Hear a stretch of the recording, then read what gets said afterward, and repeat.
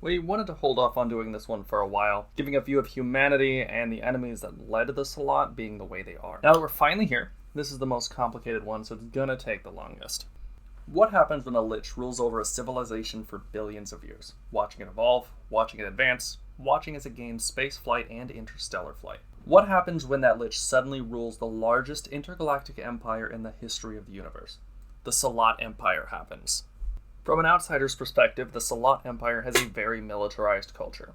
This is of course partially true. The Salat government does place a fairly high value on their military, and nearly everything is in some way tied to the military on a governmental level. Even the Imperial Science Division and the Imperial Medical Division are branches of the Imperial military. These are home to the Empire's scientific community and medical professionals, respectively.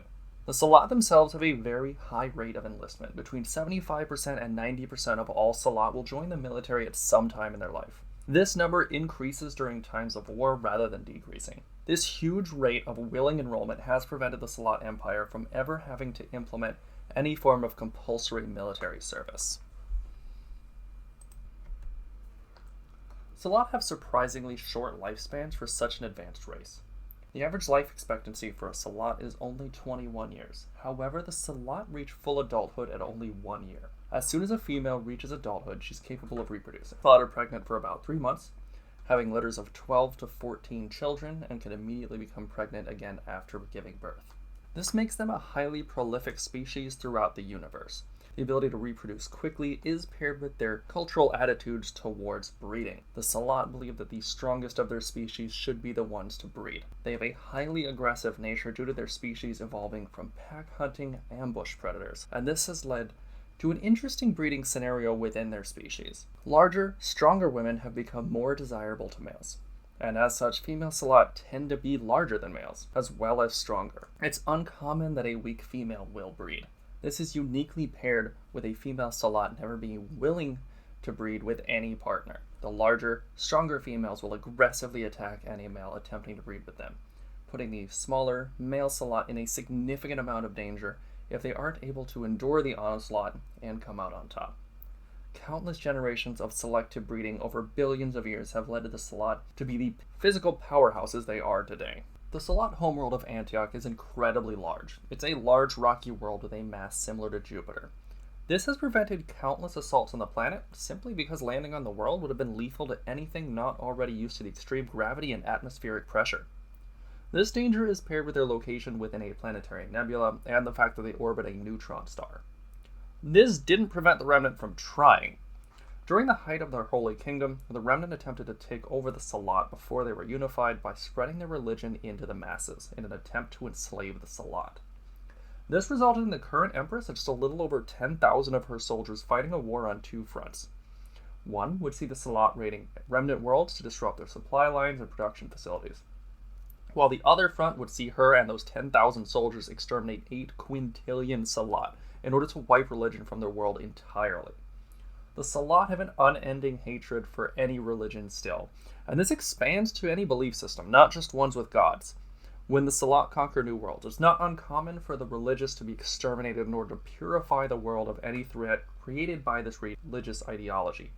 This would include any overly zealous ideologies like feminism, even though it lacks any gods. In fact, a feminist human was executed after a Salat judge found her beliefs to be religious in nature. The Salat Empire lacks some of the freedoms many humans take for granted. Every interaction you have can be monitored by a government agency that doesn't officially exist, called the Department of Propaganda. There is no such thing as free speech or freedom of religion. Businesses are harshly regulated by the government.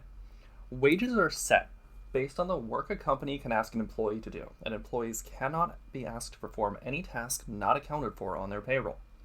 Businesses aren't allowed to use any colors that influence the buying habits of customers within their stores, and all telecommunication is covered by the government. Businesses are not permitted to have things like terms of service, or to regulate the user base of any product they sell. The government will, however, do this for you. Companies also tend to pay fairly high tax rates, as do citizens, so the benefits of paying taxes are more evident than you might expect. There is no homelessness or starvation in the Salat Empire. This is due to the fact that every citizen is provided the most basic of accommodations: a very small, cramped apartment, a basic set of meals that provide the minimum balanced nutrition for the given species, electricity, internet access, medical treatment, and an implanted device that serves as both your ID and a translator and gives you access to your bank account. Banks, as you may be able to guess, are run by the government and linked to your ID.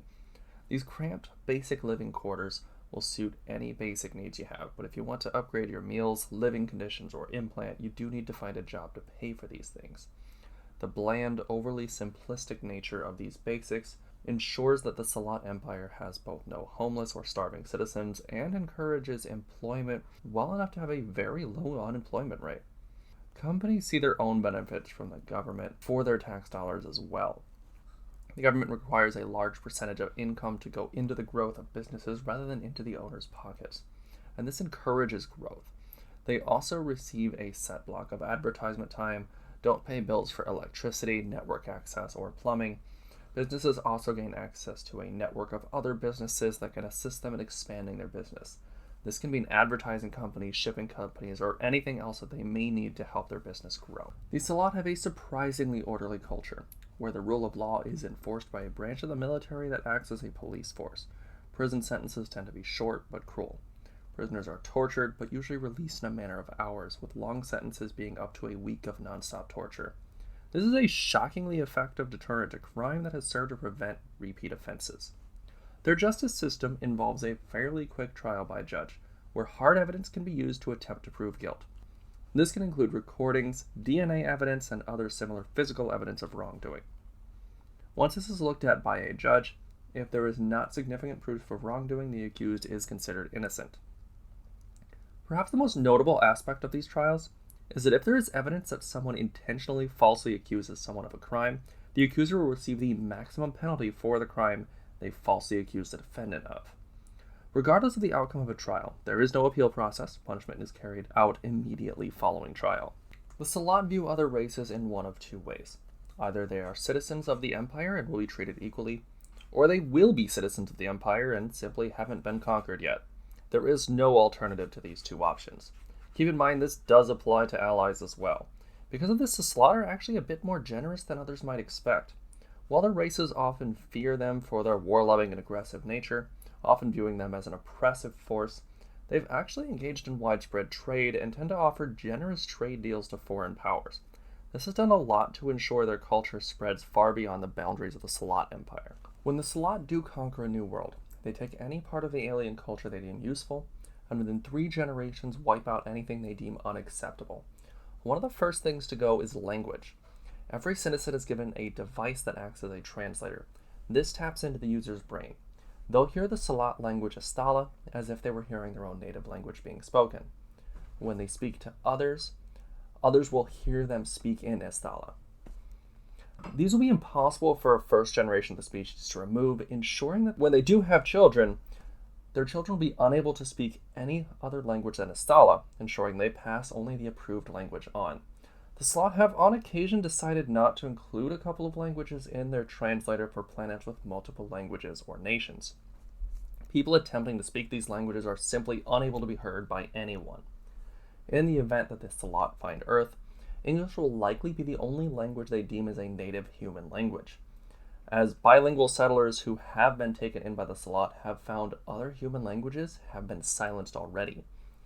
Despite this, even if a citizen could remove these devices, they wouldn't want to. Not only do these provide a map, give directions, translate, speak, and provide access to your bank account, with an entirely digital currency called marks, these are absolutely necessary for trade.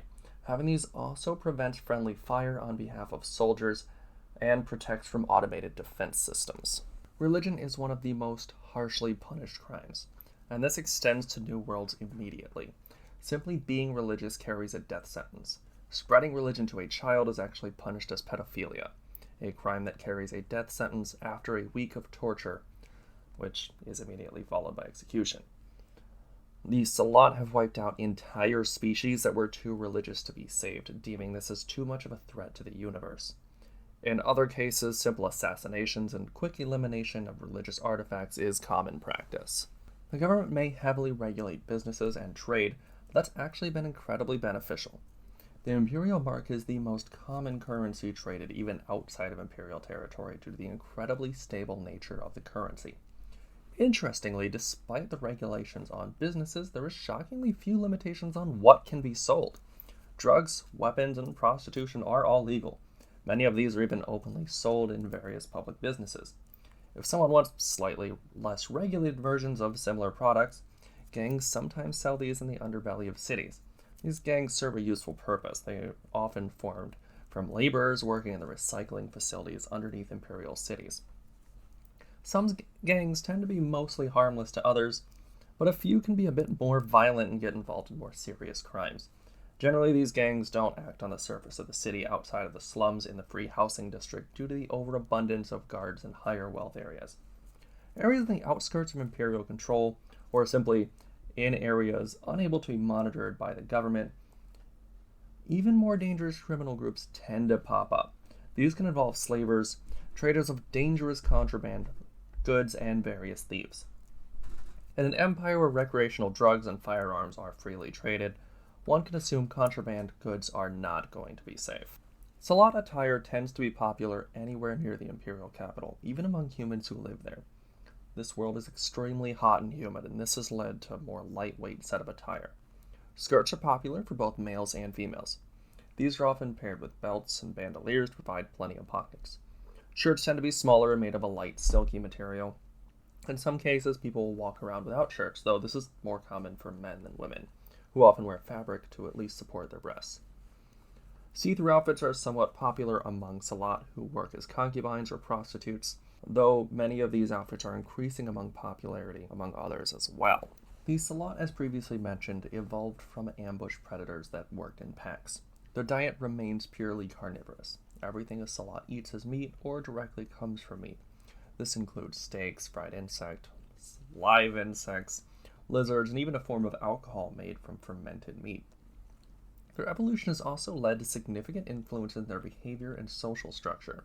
It's not uncommon to see Salat fighting simply as a means of settling disputes between parties. These can be as simple as a dispute between a couple over who was going to pick up the bill at a restaurant, or a dispute other trivial matters.